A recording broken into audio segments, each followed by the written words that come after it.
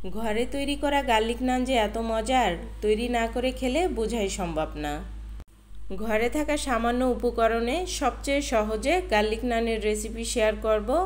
আর এই গার্লিক নান যদি আপনারা একবার তৈরি করে খান তাহলে কিন্তু বারবারই বানিয়ে খেতে ইচ্ছা করবে। আশা করছি রেসিপিটি ভালো লাগবে। গার্লিক নান তৈরি করার জন্য এখানে একটা মিক্সিং বলে নিয়ে নিচ্ছি 1.5 কাপ ময়দা। আটার থেকে ময়দা দিয়ে নান তৈরি করলে খেতে ভালো লাগে। দিয়ে দিয়েছি হাফ চা চামচ লবণ, সেই সাথে দিয়ে দিয়েছি 4 টেবিল চামচ গুঁড়ো দুধ, 1 চা চামচ ইস্ট দিয়ে দিলাম, আর দিয়ে দিয়েছি 1.5 টেবিল চামচ চিনি। অনেকে বলে ঘরে নান তৈরি করলে ইস্টের গন্ধ করে, তাদের উদ্দেশ্যে বলছি গুঁড়ো দুধের পরিমাণটা একটু বাড়িয়ে দিবেন। আর প্রতি 1 কাপ ময়দার জন্য হাফ চা চামচ ইস্ট ব্যবহার করবেন। তবে হাফ চা চামচের থেকে যদিও একটু কম ব্যবহার করেন তাতে কোনো সমস্যা নেই। আমি 1.5 কাপ ময়দার জন্য 1 চা চামচ ইস্ট ব্যবহার করেছি। দিয়ে দিচ্ছি 1 চা চামচ বেকিং পাউডার। এখন শুকনো উপকরণগুলো খুব ভালোভাবে মিশিয়ে নিব।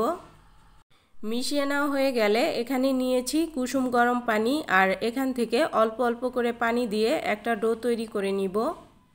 ডোটা কিন্তু খুব বেশি শক্ত হবে না, এরকম নরম টাইপের ডো তৈরি করে নিতে হবে। এই ডোটাকে আমি 5 মিনিট খুব ভালোভাবে মেখে নিয়েছি। এরপর এখানে নিয়েছি 1 টেবিল চামচ তেল। এই তেল দিয়ে ডোটাকে আরও 5 মিনিট খুব ভালোভাবে মথে নিব। আর হাত দিয়ে টেনে টেনে ডোটাকে খুব ভালোভাবে মথে নিতে হবে। ডোটা কিন্তু অনেক স্টিকি আছে, দেখতেই পাচ্ছেন হাতের সাথে লেগে যাচ্ছে। যখন ডোটা খুব ভালোভাবে মেখে নেওয়া হয়ে যাবে তখন কিন্তু আর হাতের সাথে লেগে আসবে না। ডোটা মেখে নেওয়া হয়ে গেলে এটাকে খুব ভালোভাবে ঢেকে রাখবো। আর এই ডোয়ের বাটিটা যে কোনো গরম স্থানে রেখে দিতে হবে। আমি কুসুম গরম পানির উপরে এই ডোয়ের বাটিটা রেখে দিয়েছিলাম প্রায় 2 ঘন্টার জন্য। আর 2 ঘন্টার মধ্যেই কিন্তু ডোটা খুব ভালোভাবে সেট হয়ে গেছে। এরপর এই ডোটাকে 2-1 মিনিটের মতো মধ্যে নিয়ে যে কয়টা রুটি বানাবো সেই কয় ভাগে ভাগ করে নিচ্ছি।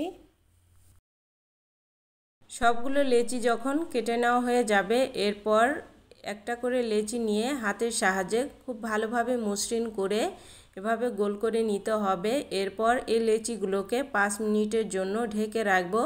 5 মিনিট পর বোর্ডের উপর কিছুটা ময়দা ছিটিয়ে একটা করে লেচি নিয়ে বাকি লেচিগুলো ঢেকে রাখবো।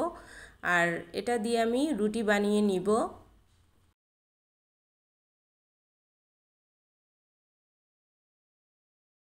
রুটিটা তৈরি করে নেওয়া হয়ে গেলে এর উপর দিয়ে দিচ্ছি কুচি করে নেওয়া রসুন। এখন রসুনটাকে বেলুনের সাহায্যে রুটির সাথে লাগিয়ে দিতে হবে আলতো হাতে। একইভাবে এর উপর দিয়ে দিচ্ছি কিছুটা ধনিয়া পাতা কুচি। আর ধনিয়া পাতা কুচিটাকেও আমি রুটির সাথে একইভাবে লাগিয়ে দিচ্ছি। এই তো দেখতেই পাচ্ছেন রুটিটা তৈরি করে নেওয়া হয়ে গেছে। আর একইভাবে আমি সবগুলো রুটি তৈরি করে নিব।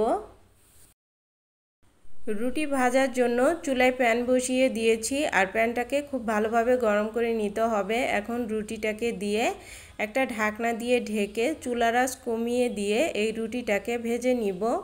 কিছুক্ষণ ভেজে নেওয়ার পর রুটির উপর যখন এরকম বাবলসের মতো উঠবে এই পর্যায়ে রুটিটাকে উল্টে দিতে হবে। একইভাবে রুটির অপর পাশটাকেও ভেজে নিতে হবে। যখন এরকম ভেজে নেওয়া হয়ে যাবে এই পর্যায়ে রুটির উপরে বাটার ব্রাশ করে দিয়েছি। এভাবে রুটির উপরে বাটার ব্রাশ করে দিলে রুটিটা উপর থেকে ড্রাই হয়ে যাবে না, আর খেতেও ভালো লাগবে। এরপর একে একে সবগুলো নান ভেজে নিব। ঘরে তৈরি করা প্রতিটা খাবারই কিন্তু স্বাস্থ্যকর, তাই বাহির থেকে চড়া দামে নান রুটি কিনে না খেয়ে ঘরেই এভাবে তৈরি করে নিন। দোকান থেকে কিনে আনা নানের থেকে কিন্তু ঘরে তৈরি করা এই নান রুটিগুলো দ্বিগুণ স্বাদের হয়ে থাকে। একবার তৈরি করে খেয়ে দেখবেন, দোকান থেকে কিনে আনা নান রুটির কথা ভুলেই যাবেন। দেখতেই পাচ্ছেন গার্লিক নান রুটিটা কতটা ফ্লাফি এবং পারফেক্ট হয়েছে। এটা এতটাই সফট, ধরা মাত্রই কিন্তু ছিঁড়ে যাচ্ছে। রেসিপিটি ভালো লাগলে অবশ্যই লাইক কমেন্ট শেয়ার করবেন, সেই সাথে প্লিজ আমার চ্যানেলটি সাবস্ক্রাইব করে রাখবেন। আর আপনারা যদি আমার এই ভিডিওটি ফেসবুক থেকে দেখে থাকেন তাহলে অবশ্যই লাইক বাটনে ক্লিক করে আমার পেজটিতে ফলো দিয়ে রাখবেন। আল্লাহ হাফেজ।